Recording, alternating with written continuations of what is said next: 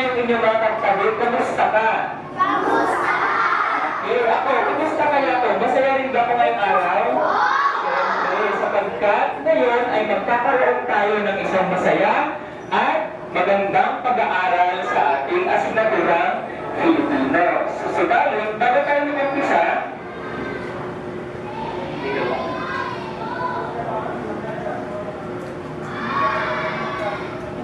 okay, nais ko munang ilatag yung ating alituntunin habang tayo ay nag-aaral. So ano nga ba yung mga alituntunin natin sa araw na to? Sinong gustong basahin ang una nating alituntunin?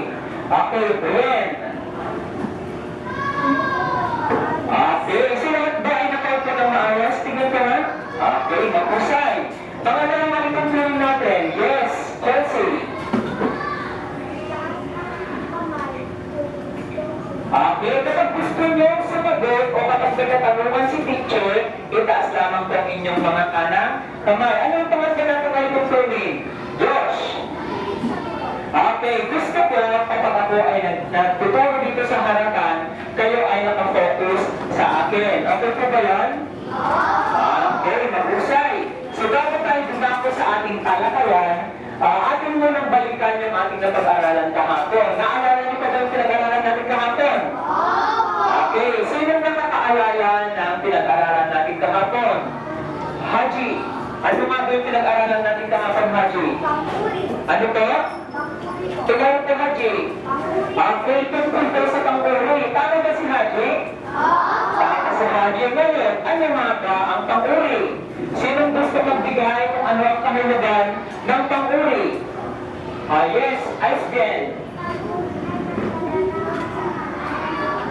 Okay, mahusay. Ang panguri daw ay naglalarawan sa panglaran o panghalik. O halimbawa, ano yan po ang sinatali na tumayo dito sa harapan?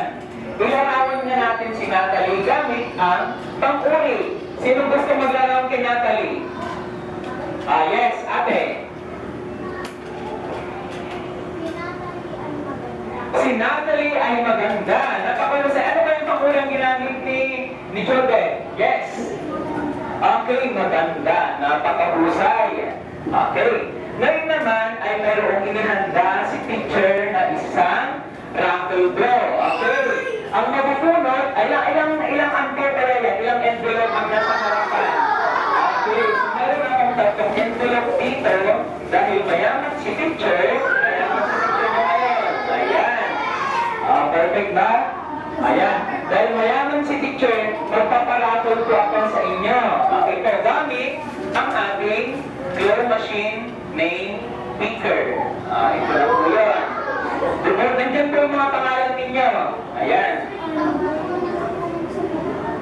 Ilan kayo lahat? 32 kayo na. Ngayon, may tatlong bubunutin dito sa ating claw machine. Sino gusto manalo sa inyo na tumataginting na? Malalaman nyo mamaya kung ano yung tatlong nyo na mabubunot. Okay, titignan natin. May tatlong pag-aaral na mabalan na mabubunot ng cash prize. Okay, ready na kayo? Okay, ang mabubunot ko dito ay huwag munang bubuksan. Hindi na sabay-sabay ko nilang bubuksan yung mga laman ng envelope na ito. Okay, sino kaya ang unang mapalad na mabubunot ng? Okay, si Ellie Angulo. Okay, bunot ka Ellie. Huwag mo munang bubuksan. Dito ka muna. Dito ka sa harapan. Ayan. Okay, dahil si Ellie ang nakuha, sa naulitan na, ikaw naman ang mag-draw ng ating claw machine. Ellie, ay tingnan mo lang, tap mo. Okay. Okay. Ay absent si Kim. Sayang naman yung makapanalo na higit isa pa. Absent si Kim.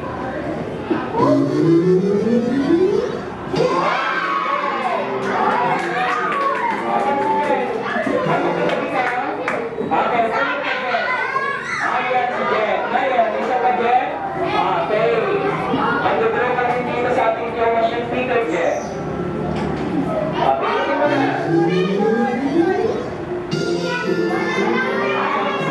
Si Maurice.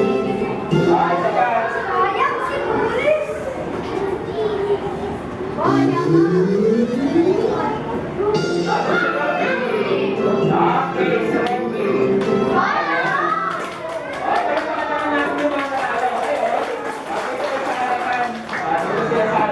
sabay-sabay nilang bubuksan yung kanilang napanalunan. Okay, one, at tapos buksan nila. One, two, isa, dalawa, tatlo, go! Buksan nila. Kung ano yung laman niya. Bilisan ko. Ayan, ngayon, 150 pesos, 500 pesos, at ngayon, masaya daw sila ngayon. Sa loob niyan ay may nakasulat na salitang kilos. Ngayon, ang gagawin ng tatlong mapapayag na mag-aaral na nandito sa harapan, makinig ko. Ang gagawin nila ay, kailangan nilang pahulaan sa inyo ang pandiwa o salitang kilos na nasa loob ng kanilang papremyo. Okay, basahin nyo na. Ang mauuna ay si 50 pesos. Okay, si Eli. Okay, ang task ninyo, ang gagawin ninyo, mga bata na nakaupo, hulaan ninyo kung ano nga ba. Okay, wala pa. Okay, one, ipakita sa harapan kung ano ang pandiwa o salitang kilos na nasa papremyo. 1, 2, 3, go! Ay, i-acto mo na, i-acto. I-acting mo. O, ano kaya ang ipinapakita ni Eli? Patumayo po. Nagdarasal, tama ba yung kanyang kasagutan? Okay, tama. Palagpakan natin si Cassandra. Paano ka naman yung Eli? Mamaya, ipalit mo sa akin, bibigyan kita ng kapremyong worth 50 pesos. Next, mauna naman si Robly. Pangalawa si Robly. Pumunta kita kasi kahulaan nila kung ano yan. Marunong ka kumakting. Okay lang pa. Okay, 1, 2, 3, acting, go! Ano yung ginagawa niya? Yes, kuya. Ano to? Kung gusto kong kasagutan ay kompleto, pangmusap. Sino kaya ang nais sumagot base sa acting ni Rocky? Yes, Mishari. Tama ba ang kanyang nasagutan? Okay, si Rocky ay kumakanta. Very good. Okay, maaari ka lang pumuto. Ngayon, ito yung pinakamahirap. Okay, buksan mo nga. Ano nakalagay? Kaya mong gawin yan? Kaya mong gawin? Kaya ba? Kayang-kaya daw niya kasi ang kapalit nito pag nagawa niya ay 500. Siyempre, babalatuan niya kayo pero kailangan niyong mahulaan yung kanyang gagawin. Naintindihan to? Pag nahulaan niyo ito, gagawin niyo rin. Naintindihan? Yes! Okay. Ready na? Okay, 1, 2, 3, go! Ano yun? Ano?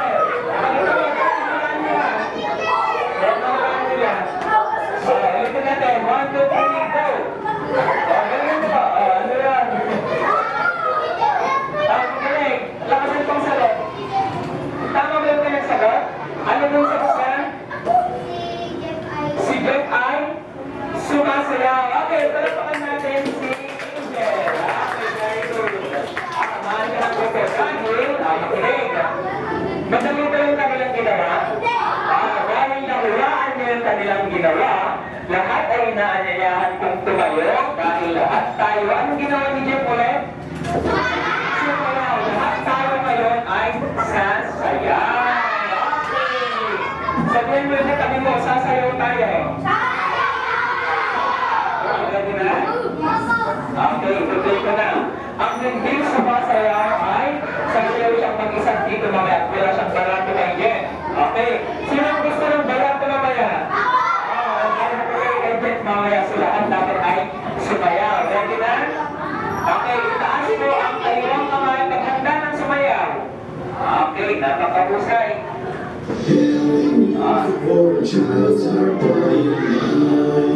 Lahat sasayawan. Sasayaw din ako. A random sound from the CD Action Fun Dance by Boarding Station.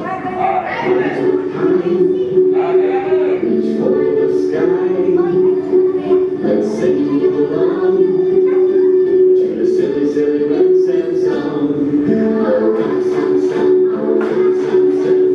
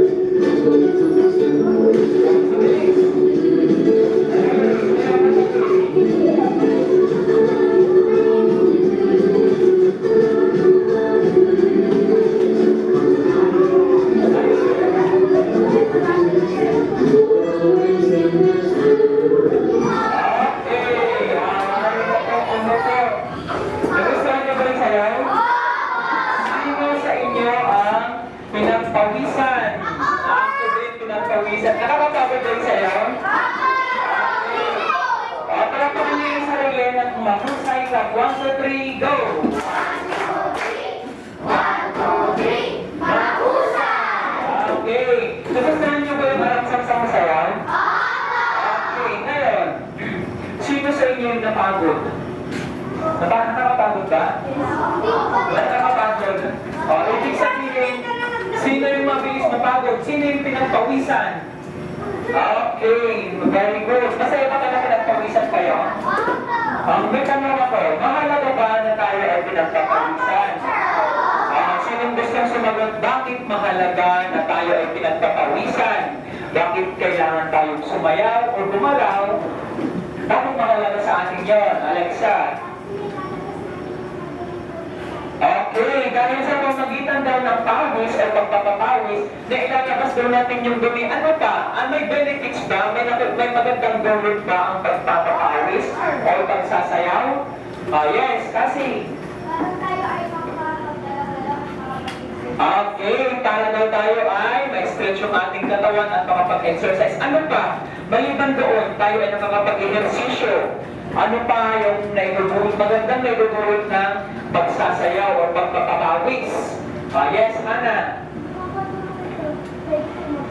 Okay, nakakapagpapayag daw, tama po yun. Sa pamamagitan ng paggalaw o pagsayaw, pinagpapawisan tayo and at the same time, nakakatulong ito para tayo magkaroon ng malakas na pangangatawan. Kapag may malakas kayong katawan, naranasan niyo bang sakit? Okay, so kaya kailangan sa bawat araw magkaroon din tayo ng exercise. Ngayon, meron akong tanong. Ano ang napansin ninyo sa unang bahagi ng sayaw? Sa sayo, nakakapagod. Pero bakit ano kayo napansin niyo sa unang bahagi ng sayaw? Yes. Madali. Maliban sa madali. Ano pa?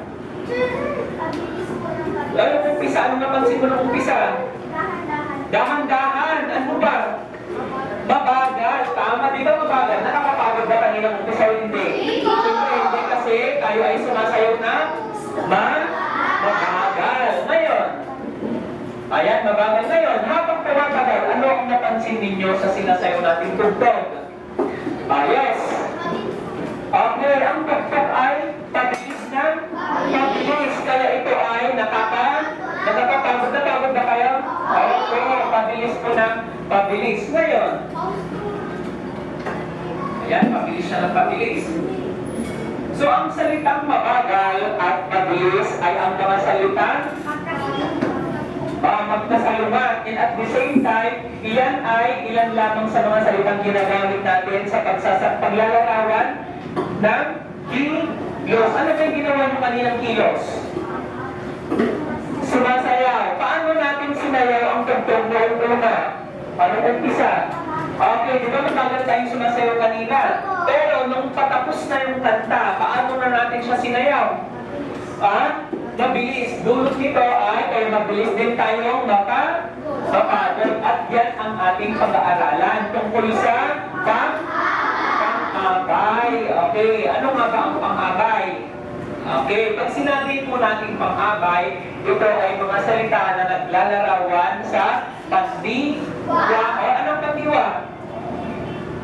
Anong pandiwa? Ito ay nagsasad ng kilos o galaw. Sa salitang Ingles, ito ay katumbas ng verb. Lakasan nga po, verb.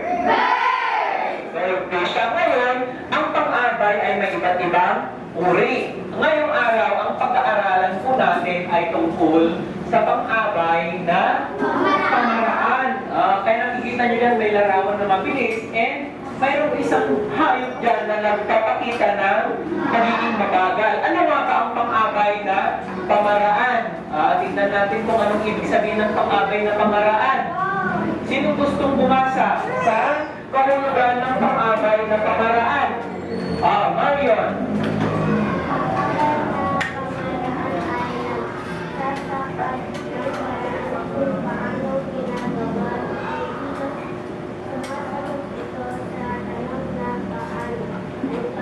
Pamayan na yan, Marion. Maraming salamat, Marion. Okay, gusto ko pa ng isang batang babasa sa boses. O, si Ana. Yung pamagat, ay yung ano lang, kahulugan lang, anak. Ang abay na pamaraan ay nagsasaan ng paraan kung paano ginawa ang kilos. Sumasagot ito sa tanong na paano. Okay, sinasagot daw niya ang tanong na, anong sinasagot niya? Ngayon, magpapakita ako ng kilos dito sa harapan, ilarawan ninyo kung paano ko siya ginawa. Naintindihan? Okay, ilarawan niyo ha. Kompleto kong pangungusap. Gusto ko ng kompleto buong pangungusap. Josh, naglalakad. Ano sa iyo pang-abay doon? Ulitin natin. Ulitin ko. Mamaya. Ilarawan ni Josh kung paano ginawa ni Teacher ang kilos. Okay, si Teacher Lawrence ay naglalakad ng mabagal. So sabi natin kanina, ang pang-abay ay naglalarawan ng kilos. Ngayon, asan ang kilos na sinabi ni Josh sa binigyan niyang halimbawa? Anong kilos na sinabi niya doon? Naglalakad. So yung salitang naglalakad ay yung pandiwa. Ngayon, paano inilarawan ni Josh yung aking kilos?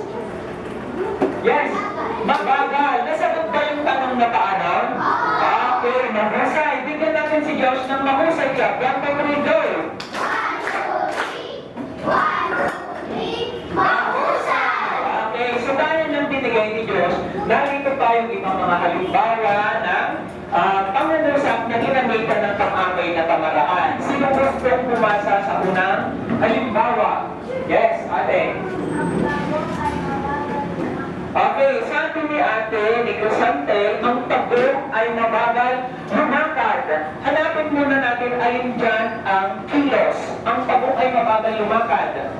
Ano nga ba ang ginamit na kilos doon? Mabagal. Ayun. Paano inilarawan ang kilos na mabagal? Yes, ask again. Okay, ano po? Ha? Lumakad ba? Ang salitang kilos ay lumakad. Ay, balik pala yung sagot ni ano. Hindi pala, baliktad, nalito siya, baliktad.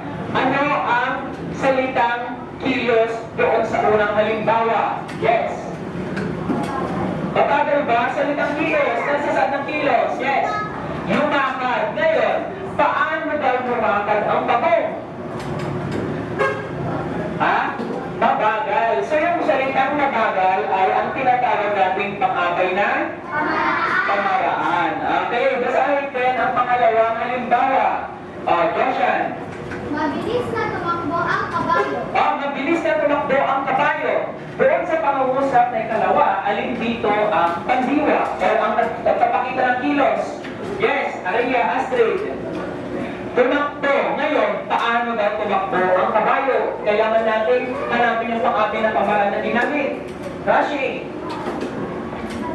Mabilis tumakbo ang kabayo. So, ibig sabihin, yung kabayo daw ay tumatakbo ng mabilis. Ibig sabihin, ang mabilis na salita ay tinatawag natin pang-abay na pamaraan. So ngayon, meron tayong dalawang larawan dito sa ating pisara. Sinong gustong bumasa sa panuto? Natalie, basahin mo anak yung panuto.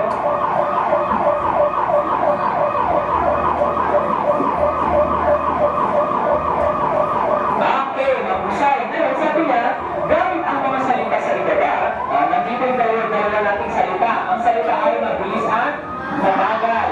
Okay, ilarawan kung paano isinasagawa ang kilos ng bawat hayop. Sino gustong maglarawan sa ikinikilos ng unang larawan gamit ang salitang ito? O gamit ang pangabay na mabagal? Yes, ate. Okay, mabagal na naglalakad ang tabong. Asaan kayo doon ang ginamit mong pang-abay na pamaraan? Mabagal. Palapakan na natin si Rhea. 1, 2, 3, go! 1, 2, 3, Mahusay! makahusay. Okay, ito na bang pangalawang larawan? Sinong gustong ilarawan gamit ang salitang mabilis? Alexa Jane. Okay, ang kabayo ay mabilis na tumatakbo ayon kay Alexa. Ano pa yung pandiwa ang ginamit ni Alexa? Pandiwa naman tayo, pandiwa. Ibig sabihin yung kilos. Haji. Tumatakbo. Very good. Ngayon, paano niya kaya inilarawan ang pagtakbo ng kabayo? Hanapin na natin yung pangabay. Okay, ate. Mabilis. Napakahusay. Mabilis na tumatakbo ang kabayo. Ngayon, alam niyo na yung ibig sabihin ng pangabay na pamaraan? Ibig sabihin, ito ay naglalarawan ng kilos. Ngayon ay nadako na tayo sa ating pangkatang gawain. Subalit, bago tayo dumako, nais ko muna ipaalala sa inyo ang ating alituntunin. Sino gusto bumasa sa unang alituntunin? Marion. Nakasan po? Okay, makiisa sa iniatang na gawain. Dapat mag-participate kayo. Yes, ate. Okay, laging magalang sa pagbibigay ng opinion. Susunod, si Mishari. Magpakita ng respeto sa isa't isa. Respeto niyo yung mga magrupo ninyo. Maging yung ibang kagrupo o ibang groups o pangkat. Okay, si Kuya.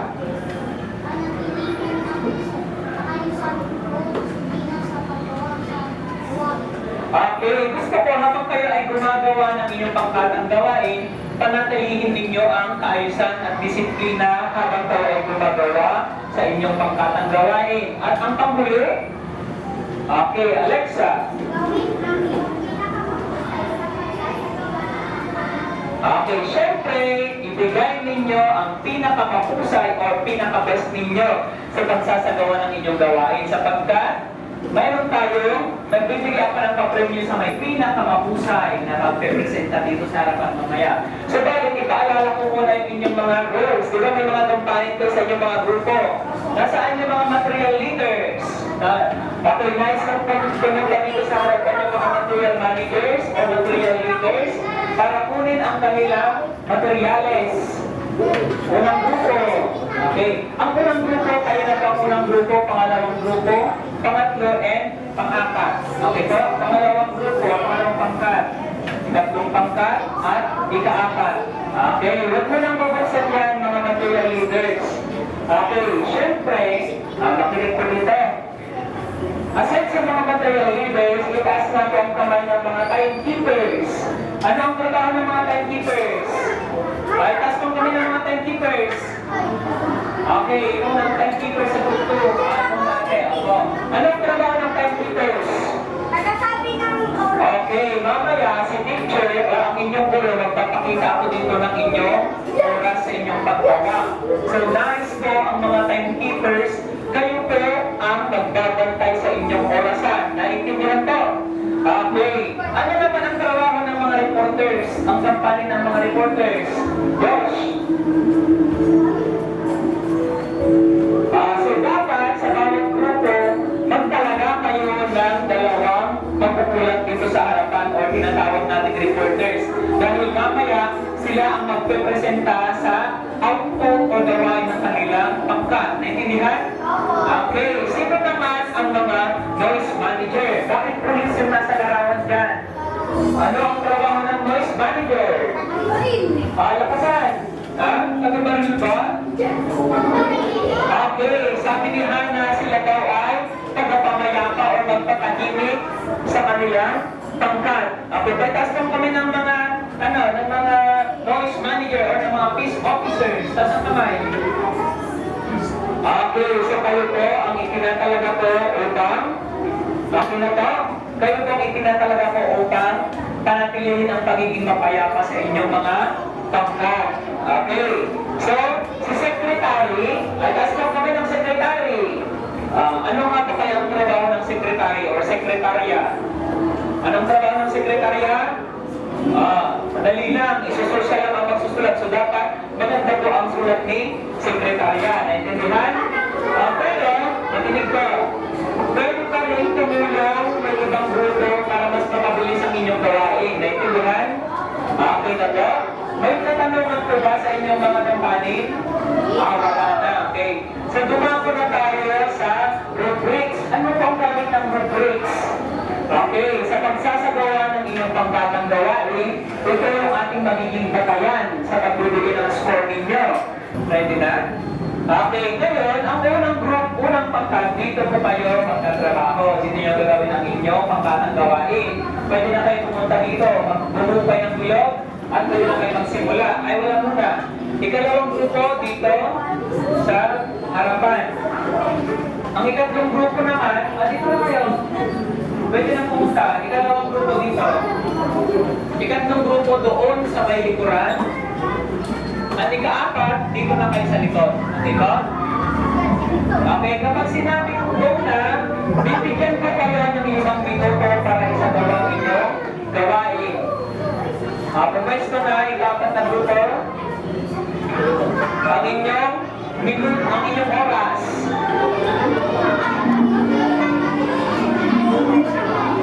Mayroon naman kayo 5 minuto para isagawa yan.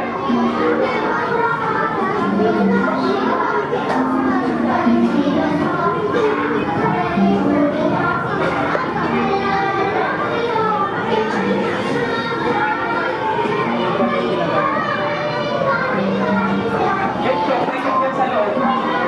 Gumitan niyo yan. Pwede yung sulatan niyo.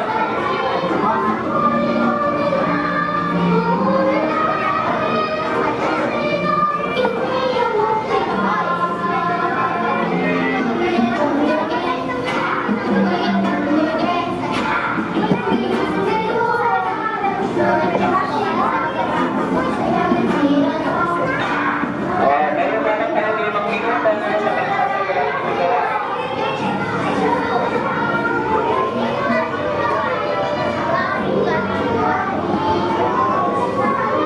Basta kayo? Ang bilis na.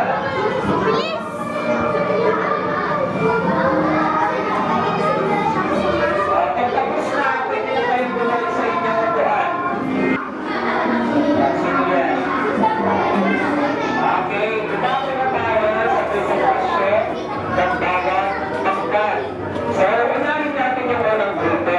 Okay, syempre, kapag kayo mag-presenta dito sa harapan, papakilala muna kayo. Ano po? Magandang umaga sa inyong lahat.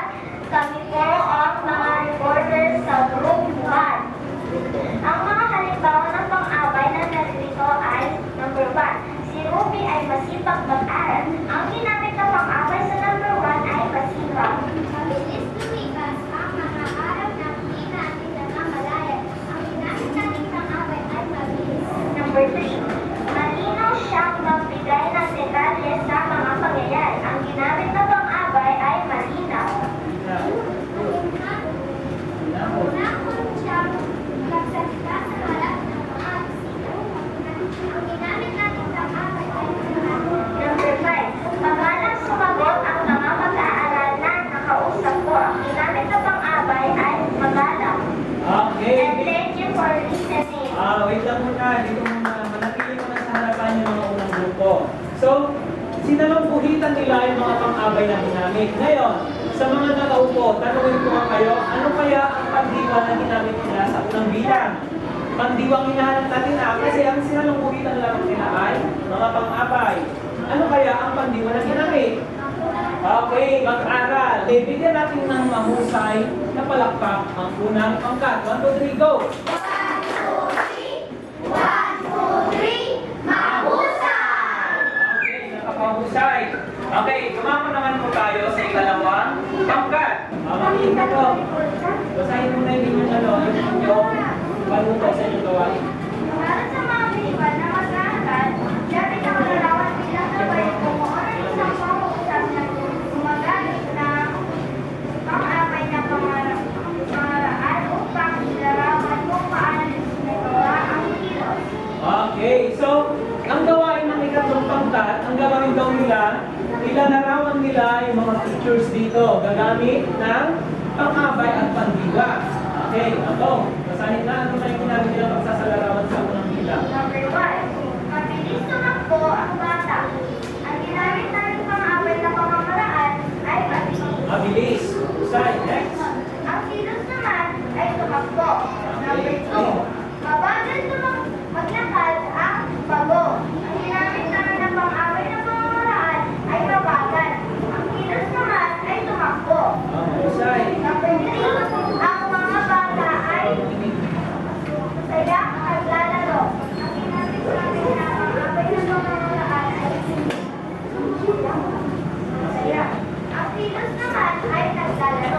Okay, naintindihan niyo ba yung ulat ng ikalawang pangkat?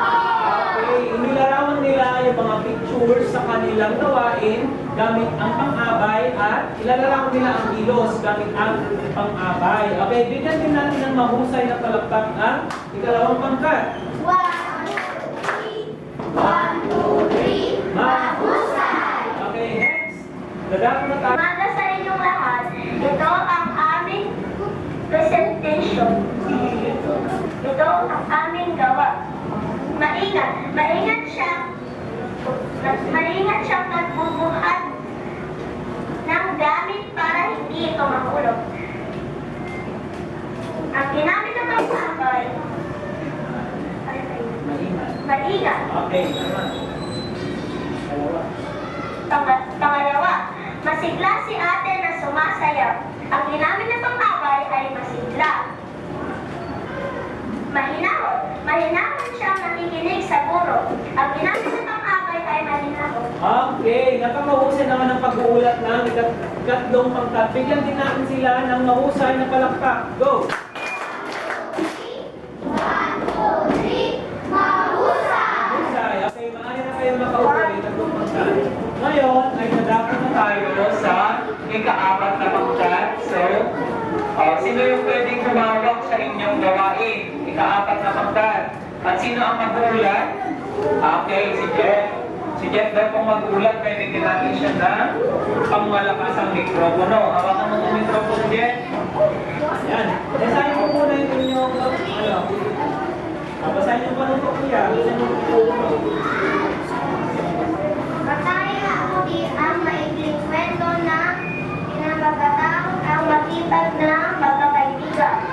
Pagkatapos basahin sa lumulitan ang mga pang-abay na pamamaraan na ginamit sa kwento. Upang magtrabaho at maglaro ng sama-sama. Okay, basahin ko na yung mga pang-abay na ginamit sa inyong pangkat. Ang pang-abay na pamamaraan ay maagang pusa. Maaga. Next. Next. Basahin ko na. Pangalawa, ang pang-abay na pamamaraan na ginamit dyan ng sabay-sabay. Okay. Susunod. Ang pang-abay na pamamaraan ay ng masaya. Masaya. Okay. Susunod. Ang pang-abay na pamamaraan ay ng maingat. Ingat. Ang pang-abay na pamamaraan ng maayos. Maayos. Ang pang-abay na pamamaraan ay ng masigla. Okay. Basahin. Next.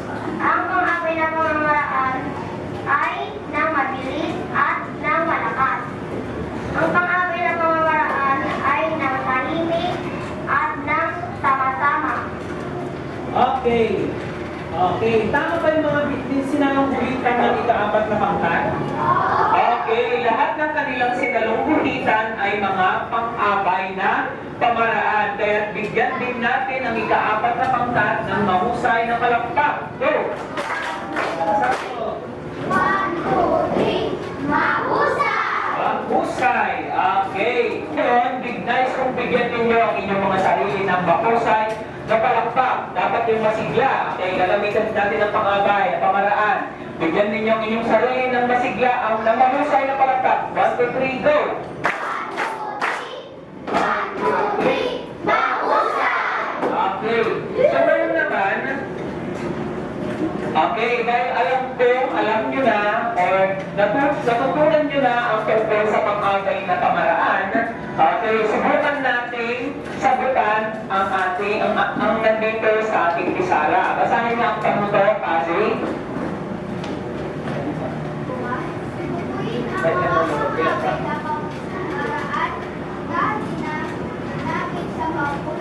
okay, so ito po yung mga pang-abay na pamaraan na ginamit sa pangungusap. Sino gustong sumagot sa unang bilang? Astrid.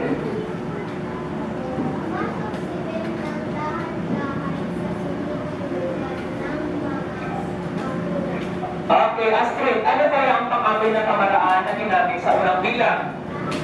Dahan-dahan, mahusay. Pangalawang bilang. Basahin natin.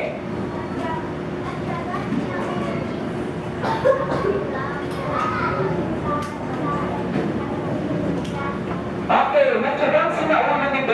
tula para sa pagpaligsahan sa pagbigkas sa klase. Ano kaya ang ginamit na pang-abay na pamaraan doon? Ate, matyaga, napakahusay. Susunod, Bishari.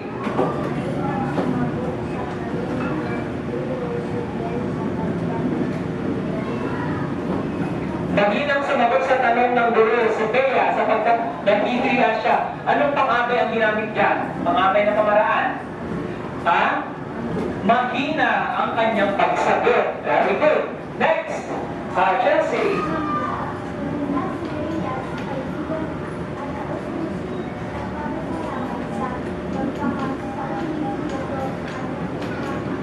Ano kayang pang-abay ang ginamit? Taos puso. Okay, taos puso siya nagpasalamat at sa panghuling bilang, kasi.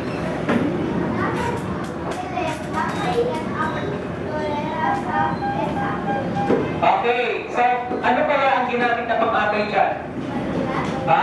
Maingat. Okay, maingat daw niyang pinunasan ang florera sa mesa. Alam niyo ba ang florera? Yan ng flower. Okay, base po yan. Diba? Now, meron akong ipapakita. Pagmasdan ang larawan sa harap. Ano ang ginagawa ng mga bata sa ating pinapakita sa larawan? Yes, ate. Okay, nagdadasal daw ang bata. Nagdadasal ba sila? Tama. Ngayon, kayo rin ba ay nananalangin? Talaga ba? Okay, ang tanong ko, kung talaga ba kayo ay nananalangin, paano ba dapat tayo manalangin? Paano? Ilarawan kung paano tayo manalangin. Haji, paano ka nananalangin? Okay, ang dalawang kamay daw yung muko. Tapos ano ba? Paano dapat tayo manalangin? Ipikit ang mata, tapos yung muko. Ano pa? Paano? Pag sinabi natin paano kayo manalangin? Pipikit, ano pa? Ana? Mag-sign of the cross, pero hindi lahat kasi may mga religion na hindi ito gumagamit ng sign of the cross. Pero lahat naman tayo nananalangin, di ba? Kasi ang pinaka-importante ay ang ating relasyon sa kanina, sa Diyos. Pero lahat tayo ay nananalangin na manalangin. Okay, ngayon, i-apply natin sa pandiwa na pinag-aralan natin. Ano kaya ang ginamit niyang pang-abay, ay pandiwa pang-abay na pamaraan doon sa tahimik na manalangin? Okay, ang pang-abay na ginamit ay tahimik. Okay, so mahalaga ba na tayo ay nananalangin din? Bakit kailangan tayo manalangin? Matupad ang mga dreams natin o lahat ng gusto. Ano ba? Okay, para magbigay galang sa Panginoon. Okay, panghuli, ISBN. Okay, tayo ay nagpapasalamat sa Diyos. Hindi lang po puro hindi, tayo din ay nagpapasalamat sa Diyos. At ang pinakamahalaga kung bakit tayo nananalangin sa araw-araw, upang patnubayan tayo ng Diyos. Okay po.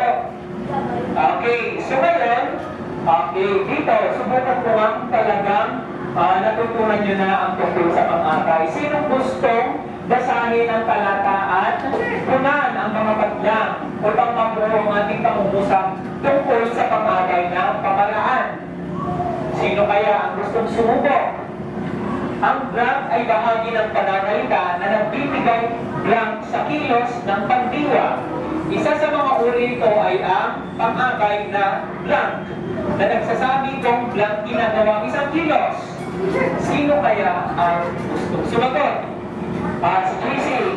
Ang blank ay bahagi ng Diretsuhin mo na. Ang pang-abay ay bahagi ng pananalita na nagbibigay uri sa kilos ng pandiwa. Isa sa mga uri nito ay ang pang-abay na pamaraan na nagsasabi kung paano ginagawa ang isang kilos. Okay, napakahusay. Bigyan mo natin ng pahusay na palakpak si JC. 1, 2, 3, go! 1, 2, 3, Mahusay! Okay, ulitin ko lang yung kanyang kasagutan. Sabi niya, ang pang-abay ay bahagi ng pan-ase. Sabayan niyo nga ako. ang pang-abay ay bahagi ng pananalita na Bibigay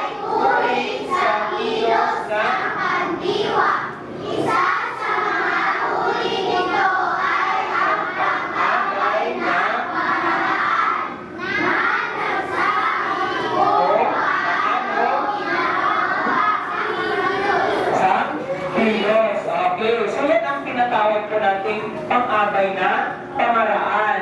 Sinasalarawan niya kung paano ginawa ang isang kilos or pandiwa. Ngayon, sa ating pagtataya, nais kong ilabas ninyo ang inyong papel at sagutan ang limang item na tanong.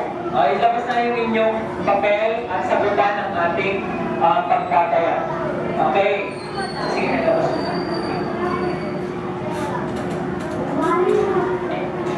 Okay na? Sinong may katanungan? Okay, sagutan nyo na sa inyong papel. Okay, mayroon lamang tayong 5 minuto upang sagutan ang ating pagtatayang bahagi.